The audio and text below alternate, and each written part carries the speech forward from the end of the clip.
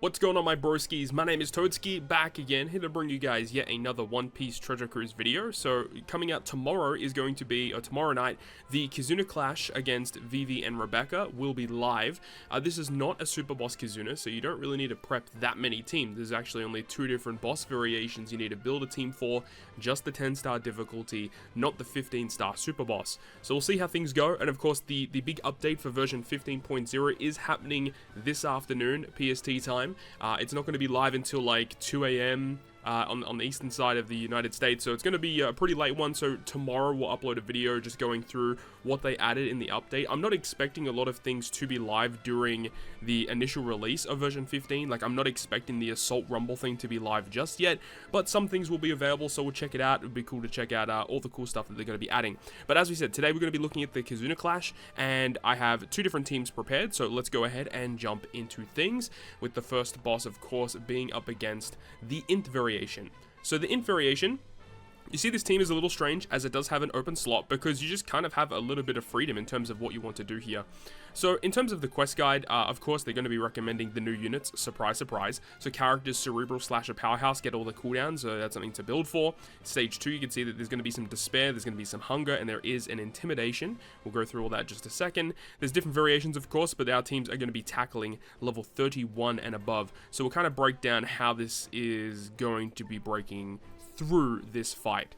So with the way that this team works is when we reach stage 2, we're actually inflicted with with an attack down based on chain, which obviously can be a little bit of an annoyance. So what we are going to be doing is we that's actually going to be on the boss stage, sorry. Stage 2 is going to be Despair. So Despair, we deal with Kuma. Kuma's really good for this because not only does he remove like a ton of Despair, but he also has the like really rare chance to just completely blow away an enemy. So meaning you just don't have to do any damage towards him, which is pretty cool. But of course that's not going to happen a lot of the time. And the cool thing is that Kuma does have double special launch, and we will use him a little bit later on in this quest. The support on Kuma we'll talk about a little bit later. There is also Hunger, but Shanks deals with it. I believe Sabo and Bonnie also have Hunger, so they also deal with it. There's a lot of different characters you can use in that scenario. And there is also an effect where for 2 turns, anytime you activate a chain lock on stage 2, they're going to remove 1 turn of it. So if you activate a chain lock, they're going to remove 1 turn of it. Really, really annoying stuff. But overall, the way that this team is kind of built is that there is an open slot. So realistically, you can use someone on the team to just give you a boost. We do have Uta, but Uta is going to be used for the final stage, and we'll talk about that once we get there. And then we also have Mihawk and Shanks. We'll talk about how that works, but there is that open slot which you can kind of do whatever you want with. However, one thing I will say is that because we use Shanks as a captain, Shanks has a really cool effect where he sets your special ship to max at the start of the quest. So you could use something like the host ship, like what we do here. You could activate the host ship, which gives you an orb boost on that stage. So if you have some matching slots, you could just use that to get through the stage. With Sabo and Bonnie friend captain, they're going to be rainbow, super effective against all types. So if they have a matching slot, you're going to deal with stage 2 pretty comfortably, all things considered. So let's go ahead and move on to the next stage, which is stage 3 at level 31 and above. Lots of bad things happening here, like really annoying orb change. There's like a really annoying chain attack down as well, as we mentioned. So you have to be your chain has to exceed 6 in order for you to actually start doing meaningful damage. There's also special bind, which is really annoying. And the thing is you can only do 90% of the enemy's HP, and then you have to kill the enemy on the following turn and do the final 10%. It's really frustrating. They basically do it so that you have to abuse certain mechanics. One thing that you could do in order to get around certain gimmicks that occur, because after you do like the first 90%, the enemy on the next turn will activate an effect where your captain and your captains get binded and despaired and stuff like that. So if you delay the enemy on the next turn, they actually won't perform their action. We've seen this happen before, so that should be the same thing this time around. However, the thing is after 1 turn, when they inflict your captain with bind and despair and stuff, we can just use Kuma again, because Kuma has double special launch, and he'll remove the bind and despair for us, which is quite good. But how are we tackling through this? So the way this is going to work is we would activate the Mihawk special first, and this is where the Sabo support on Kuma comes in, because we're inflicted with 6 turns of special bind after level 31. This Sabo support is like absolutely cracked, where it says that if you're inflicted with special bind, it removes 2 turns of it. So because we have Mihawk on the team, which removes only 5 turns, that plus the support will remove everything. And the reason why we run this Mihawk and Uta is to actually activate the EX super of Shanks. that's going to be pretty important because that's going to remove the enemy's Intimidate. If we don't remove it, it means that when we activate the special ability of our friend Captain Bonnie and Sabo, it means that the chain boundary and the chain boost that they would normally give would actually just straight up not work, or would only work for one turn. Because we have to take the kill over 2 turns, we want to actually make sure that their chain is going to be available for the revive as well.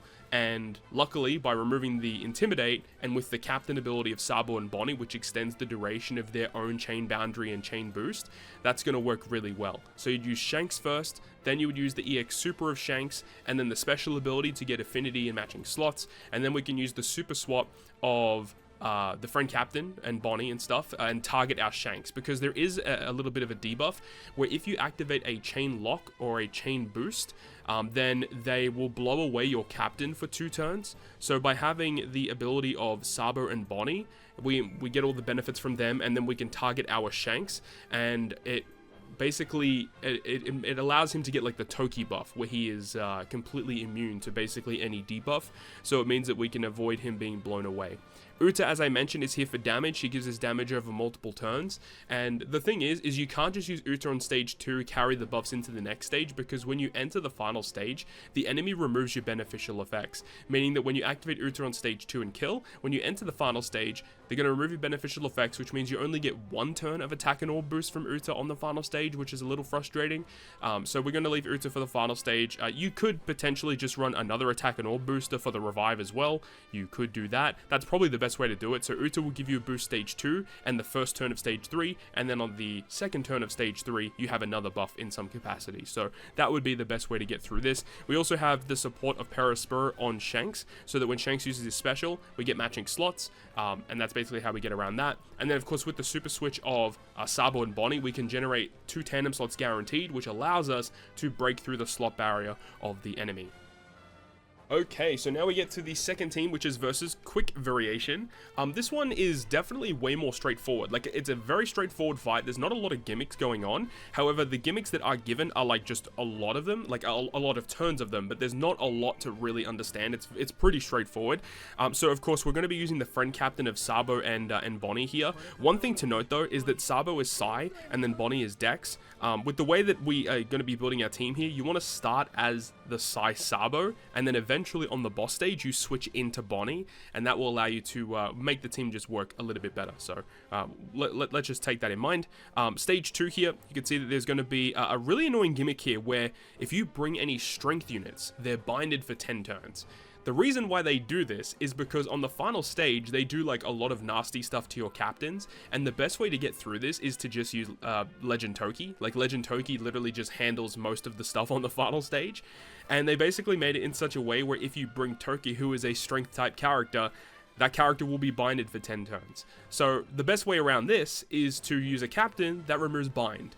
And that, in tandem with Sabo Bonnie, you're able to basically get through the whole fight pretty comfortably. So let's actually break down exactly what we have going on here. So we're using Luffy and Yamato as a captain. I have not used this character as a captain in a very, very long time. So we're going to be using Luffy as our main captain first, and then eventually we will super switch into Yamato, who is a Dex type character, to give us type advantage on the final boss stage. So characters that are Cerebral, Slasher, and Fighter are what you want to be bringing here. Stage 2, as we mentioned, there's the bind on your strength units. Luffy is a strength unit, he'll also be binded, but Luffy's captain ability removes 10 turns of bind, so we just don't have to worry about that at all. We also get all type slots are counted as badly matching for 2 turns, so it only will be for stage 2, that won't affect you in stage 3. And there's also a full board of block slots, there's a recovery slot barrier. This is where we have Bon Clay. Bon Clay, full board of recovery slots. We can change his type and classes as well to basically fit with the team so that he's getting the most amount of damage possible. So ideally you change him to a Dex character. You don't really need to change his classes, but changing him into a Dex character is what I would recommend. Or you can make him have type advantage against whatever the boss is on stage 2. Really doesn't make that much of a difference. We also have the support of Mr. 1 attached to Bon Clay so that we get a bit of a chain boost on that stage. Probably not going to be that big of a deal with a full board of matching slots and the base attack boost that this is giving. That's probably all you will need to kill, especially because Sabo and Bonnie will be super effective against all types. Probably not going to be that big of a deal. Another thing to do before you leave this stage, very important, use Toki's special ability. So we use Toki's special and we target both of our captains. This will make both of our captains immune to all the debuffs that we're inflicted with, and also receive a 3.5 times attack and orb boost on the final stage. Very important that we do that. However, when we move into stage 3 now, in terms of the gimmicks that are given, I mean, I'll show you guys right here with the quest guide in the game, there's really not a lot going on. So you can see that there is removal of beneficial effects, which doesn't really matter to us, 6-turn special bind, 6-turn paralysis, your friend captain is binded for 20 turns, and your own captain is given 13 turns of despair. And if you defeat the enemy on the final stage, they do a 300,000 death hit. It's really not that much to take into consideration. So what we want to do here is we have this Brook. This Egghead Brook removes 6 turns of special bind, 6 turns of paralysis, so he's perfect, just dealing with all of that. He also gives a base attack boost, which is quite good. Having Toki ability active means both of our captains are immune to that mass bind and despair. And that's basically it. So all of the gimmicks are dealt with Toki and Brook. That's it.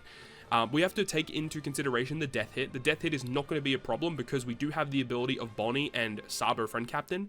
When we activate their switch effect first and then their special, they give a lot of things. They give like a weakness debuff, they give chain boundary because we'll have a fighter captain with Luffy, and then 95% damage reduction, so that handles that.